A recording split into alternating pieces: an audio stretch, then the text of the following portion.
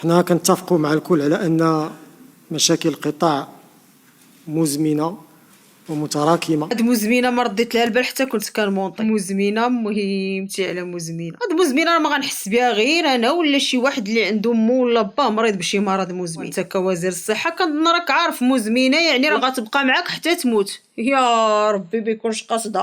وحنا داويين عليه. شتي راه واخا تعليمنا في الحضيض الله يخلف على التليفونات والانترنت، لا جيل زد ولا الجيل اللي سميتوه جن زيرو، حتى واحد فهادو ما غتقدر تغفل عليه بلغه بيضاء لاغ. اللغه ديال راني قلت ما قلت والو، وللاسف هذه هي اللغه ديال اعضاء الحكومه. هادشي ولفنا عليه هكا كيهضروا يقولوا هما ما كاينينش معانا. يمكن في واحد الوقت كان اللي كتبهضوا البارلا اللغه العربيه وليمو تكنيك، ولكن الجيل ديال دابا ولا الاغلبيه ديال الجيل دابا ما يسمعلكش اصلا. راك اللي يقرا لك 20 30 سطر في بلاغه 4 سطور يضيقوا. دونك الجيل دابا غير بلا ما تحاول جيه نيشان فيديو ديريكت صريح قول ليه من الاخر كاين ولا ما كاينش. هادشي نيت اللي اليوم غنحاول نديرو لكم في هذا الفيديو. غنحاول نجمع لكم كاع الجمل المفيده، ما عندنا ما نديرو بلغه الخشب اللي كيعمروا بها باش نعرفوا اش قالوا لنا اعضاء الحكومه كونسيرنو هادشي اللي واقع، خصوصا الناس اللي فقدات الامل وما كتشوفش بحال هاد الفيديوهات، ولا اللي الخطابات السياسيه طلعات ليه في راسو وما كملش الفيديو. غنبداوها من الاخر، غنبداو بالحادر عينيه واللي الهضره كامله عليه. راكم شفتوا قبل كيفاش كلشي كان باغي رئيس الحكومه يخرج يدير شي حركه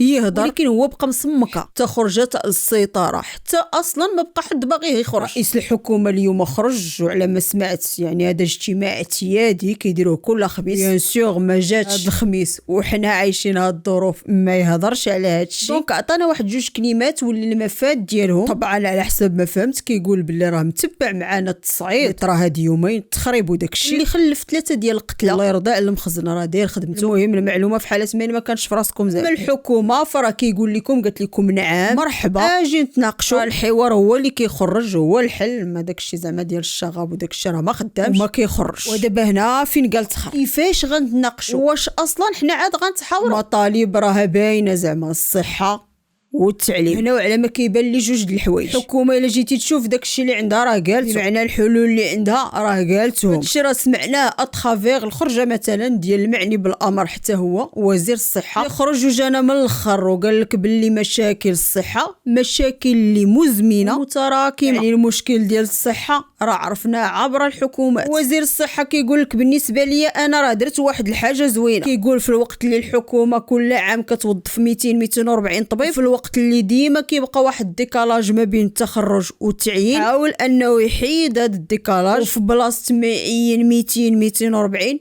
عين 700. وزير الصحه قال باللي لاغي مشروع الصحه راه خدامه عليه الحكومه واللي الهدف ديالو الجوده في العلاج، خدمات طبيه اللي كتضمن كرامه المرضى. هادشي في كاع المناطق، البنيه التحتيه، الموارد البشريه، الرقمنه الى اخره. كيف ما كيقول باللي غادي يديروا مستشفى جامعي في كل جهه. اما المستشفيات اللي ديجا كاينين هذا بلا 22 مشروع مستشفى اللي قال درت من 2022 واعاده تاهيل 1000 مركز صحي. الخصاص في الطب كيقول راه في راسو كيجيو دوموند بلي هاد الجهه خاصه طبيب د القلب، هاد الجهه خاصه طبيب اللي قابل سكانير، هاد الجهه ولكن كيقول راه لا حل سحري لسد خصاص الاطباء من غير رؤيه اللي كيقول بلي كيفكروا انهم يديروا معاهد وكليات جديده يعني يوسعوا العرض في التكوين. كيف ما خرجوا وجوه اللي انا شخصيا ما عرفتهمش المهم من حزب الاحرار واللي كينوهوا بالوعي ديال هاد الجيل المستوى الفكري والغيره اللي عنده على حقوقه، وقالوا باللي مطالب هاد الشباب اليوم راه ما يمكن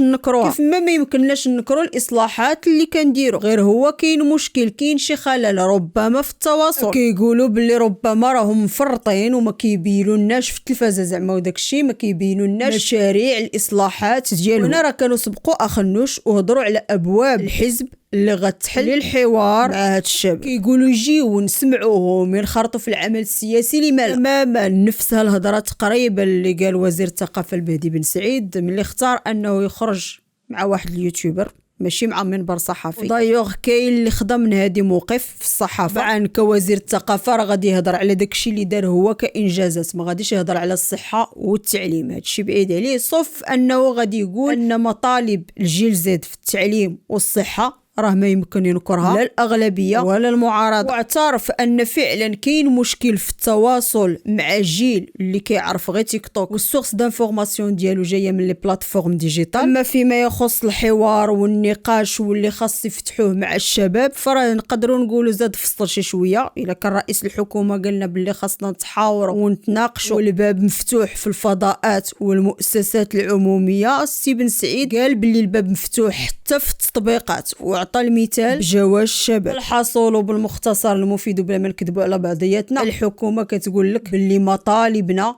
حق ومشاكل الصحه خصوصا راه قال لك ما يمكن لهمش ينكروها. شي حاجه اللي كتهمنا هنا كيقول سيدي باللي كاين مشكل في التواصل بين الشباب ديالنا بيننا حنايا وبينهم هما كحكومه. الحل اللي عطاونا هو الحوار. هذا الحوار بيان سور حتى حنا راه بغيناه بعيدا عن التخريب وفي اطار القانون. دابا غير كيفاش غنديروا هذا الحوار؟